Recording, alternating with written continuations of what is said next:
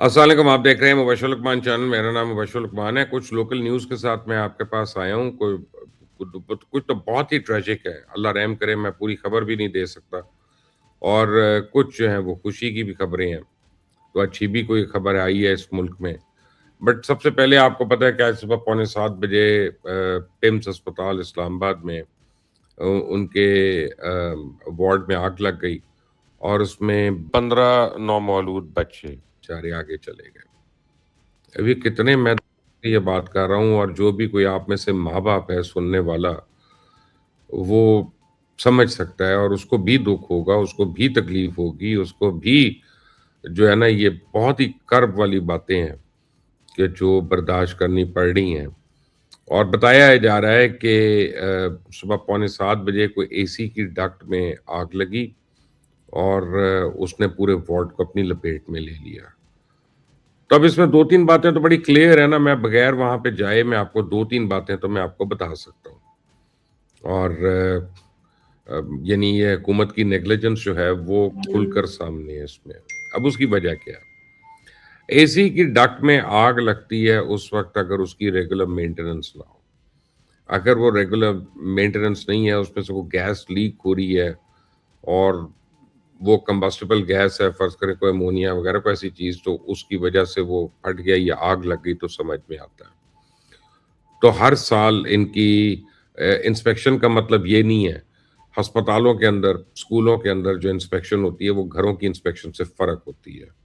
اس میں یہ نہیں ہوتا کہ آپ دیکھ رہے ہیں اے سی چل رہا ہے کہ نہیں، ٹھنڈا کر رہا ہے کہ نہیں، آپ دیکھتے ہیں کہ اس میں کوئی لیکیج تو نہیں ہے، اور یہ سیف ہے کہ نہیں، اس کی جو پائپس ہیں، اس کی جو ایگزاسٹ ہے، وہ سارا اس کا جو تھرو آؤٹ ہے، وہ سارا کچھ صحیح ہے کہ نہیں ہے، سیف ہے کہ نہیں ہے۔ کیونکہ اگر وہ گیس بھی امٹ کرے، فرض کریں زہریلی گیس، تو وہ بھی نقصان دہ ہے پبلک پلیس میں۔ تو وہ تو اب ہسپتال کا عملہ بتا سکتا ہے کہ اس کے ریکارڈ میں کیا ہے۔ دوسری بات یہ ہے کہ 15 بچوں کو آگ نے اپنی لپیٹ میں لے لیا۔ ایک بچے کو ایک ڈاکٹر یا نرس جو ہے وہ بچانے میں کامیاب ہو گئی۔ تو اتنی جلدی آگ پھیلی کیسے؟ یعنی آپ یہ سوچنے والی بات یہ ہے کہ جو ہسپتال کا وارڈ ہے، نارملی میں اب اس پرٹیکولر وارڈ کی بات نہیں میں کر رہا، بٹ نارملی ہم ہسپتال کے وارڈ پہ آپ یہ دیکھیں کہ پورے فرش جو ہیں، دیواریں ہیں، اور فرش جو ہے وہ ٹائل کا یا ماربل کا ہے، قالین تو نہیں ہے اس پہ، گدے تو نہیں پڑے ہوئے، تو وہ اتنی سپریڈ کیسے ہو رہی ہے ایک جگہ سے؟ اگر یا تو پھر اے سی کی ڈکٹ ہے، وہ پوری اس نے اوپر کو سیلنگ سے لے کے دیوار کو لے کے پوری آگ لگی، پھر وہ فال آؤٹ ہوا، وہ بستروں پہ گری، اللہ رحم کرے، بستروں کو آگ لگی، موقع ہی نہیں ملا کسی کو اٹھانے کا۔ مصطفیٰ کمال صاحب کہہ رہے ہیں کہ وہ کراچی میں ہیں، اور مصطفیٰ کمال جو ہیلتھ منسٹر ہے وہ کہہ رہے ہیں کہ جی پوری انکوائری ہوگی، اور جو بھی مجرم ہوگا، چاہے میں ہوں، اس میں اس کو سزا ملے گی۔ تو کیا سزا دیں گے مصطفیٰ صاحب؟ سب سے پہلے تو مجھے اس کا جواب دے دیں آپ یا آپ کے وزیر اعظم، دونوں میں اگر ہمت ہے تو، کہ ابھی صبح کو میڈیا سے والدین کو بات چیت کرنے سے کیوں روک دیا؟ یعنی کیا انہوں نے کہنا تھا میڈیا کو کہ جس کی وجہ سے آپ لوگوں نے میڈیا سے پیرنٹس کو انٹریکٹ کرنے سے روک دیا؟ بچے بھی مرے ان کے، جان سے بھی جائیں، آگ میں جھلس کر مرے، تکلیف دہ موت مرے، اور ان کو بات بھی نہ کرنے دی جائے، ان کی زبان بندی بھی ہو۔ کس قسم کی سفوکیشن کرنا چاہتے ہو اس ملک میں؟ خیر، یہ تو الٹیمیٹ سفوکیشن ہے، اس سے زیادہ تو نہیں ہو سکتی ہے۔ لیکن میں آپ کو ایک بات بتاؤں کہ یہ قابل برداشت نہیں ہے۔ ایک تو آپ کی نیگلیجنس ہے، اور آپ اس کو کور اپ کر رہے ہیں۔ دوسرا یہ ہے کہ آپ اس میں، مجھے پتا ہے کہ یار چلو سرکاری اسپتالوں میں ہوتا ہے ایسے، ہم بڑے لو بجٹس کے اوپر کام کر رہے ہوتے ہیں، ہم ڈے ٹو ڈے بجٹس پہ کام کر رہے ہوں گے وہاں پہ، ان کے پاس نہیں لیکن کیا وارڈ میں کوئی فائر ایکسٹنگوشر تھے؟ کیا آگ بجھانے کے کوئی آلات تھے اس وارڈ میں؟ اگر اتنا بڑا وارڈ ہے، کیا ان کو کبھی ٹیسٹ کیا گیا تھا کہ یہ چل بھی رہے ہیں کہ بالکل ٹھوس ہو گئے ہیں، بوگس ہو گئے ہیں؟ اور کیا وہاں پہ کتنی باری سال میں ڈرل کروائی گئی ہے، فائر ڈرل کروائی گئی ہے؟ ہوٹلز میں ہوتی ہے، ہر جگہ ہوتی ہے۔ ہم کیونکہ اسپتالوں سے اللہ رحم کرے زیادہ تعلق نہیں ہوتا، تو ہوٹلز وغیرہ میں زیادہ رہتے ہیں، وہاں ہر وقت فائر ڈرلز ہو رہی ہوتی ہیں۔ ایگزٹ کی ڈرلز ہو رہی ہوتی ہیں، سب کچھ ہو رہا ہوتا ہے اور دنیا کے ہر ملک میں ہو رہا ہوتا ہے. تو کیوں پاکستان میں بھی ہو رہی ہوتی ہیں؟ کیا اس ہاسپٹل میں فائر ڈرلز ہوئی ہیں؟ کیا اس کے عملے کو ٹرین کیا ہوا تھا؟ کیا اس کے بورڈ میں اور کوریڈور میں فائر ایکسٹنگوشر تھے؟ کیا وہاں پہ ہوس پائپس لگی ہوئی تھیں جو پانی کے ساتھ اٹیچ تھیں تاکہ آگ پہ فوری قابو پایا جاتا؟ اگر ان سارے سوالوں کا جواب نہیں میں ہے تو پھر تو یہ کرمنل نیگلیجنس ہے نا. اوپر سے آپ بچوں کے والدین کو بات نہیں کرنے دے رہے میڈیا سے. وہ کیا کریں گے بیچارے؟ چلے مجھے بتائیں کیا کر سکتے ہیں؟ رو سکتے ہیں، بیچارے رو رہے ہیں، ویسے ہی رو رہے ہوں گے، ان کے تو دن ہے رونے کے ہی ہے. کیا کر سکتے ہیں؟ وہ کسی کو برا بھلا کہہ لیں گے. سن لیں یار، جس کی اولاد چلی گئی، جس کی بچہ چلا گیا، وہ اگر کسی کو کچھ کہہ بھی دیتا ہے تو کیا فرق پڑتا ہے؟ سن لیں. اس کا گیا ہوا تو واپس نہیں آئے گا. کیا ان کا رائٹ نہیں ہے آپ سے بات کرنے کا میڈیا سے؟ بالکل ہے. کیا ان کا رائٹ نہیں ہے کہ ان کو اصل حقیقت پتا چلے؟ بالکل ہے. لیکن آپ ہمیشہ کی انکوائری رپورٹوں کی طرح اس کو بھی دبانے کے چکر میں کہ کل پرسوں کوئی اور واقعہ آ جائے گا، بڑا واقعہ آ جائے گا تو دفع کرو اس کو، لعنت بھیجو اس کو.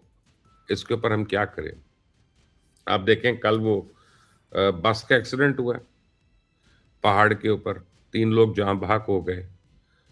وہ فگر ہی ہے نا کہ 3 مر گئے، باقیوں کو بچا لیا گیا.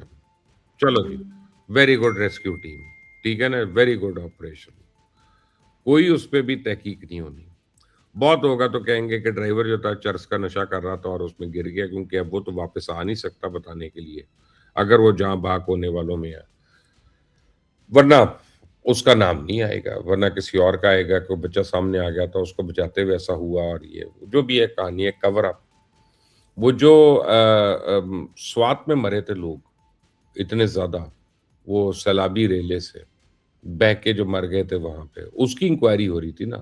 وہ کہاں گئی؟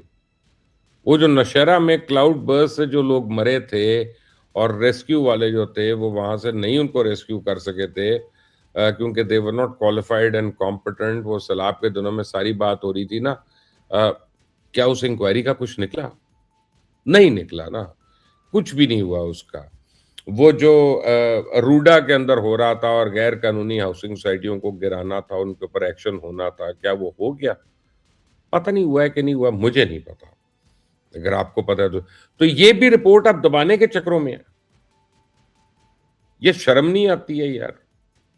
یار وزیر اعظم سے تو میں کیا امید کروں، وہ تو چلے بہت بزی ہیں کہ وہ تو سعودی عربیہ اور ایران اور امریکہ، اور وہ تو ان کے سوٹ ہی نہیں مان.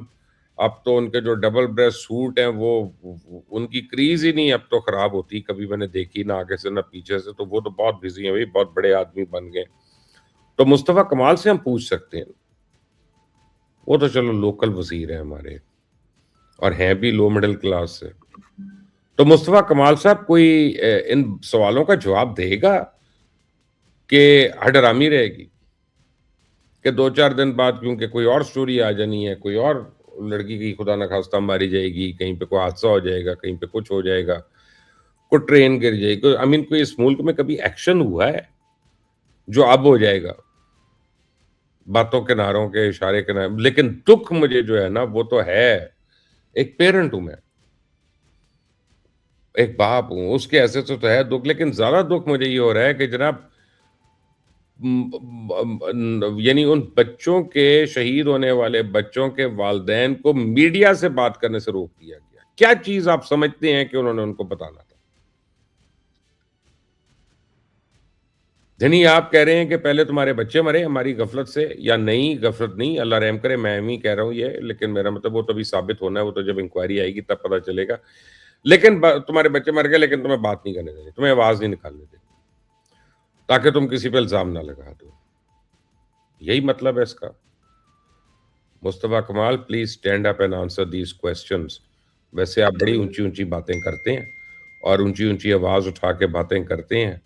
Please raise your hand, stand up and answer to the public. We are waiting. اللہ حافظ.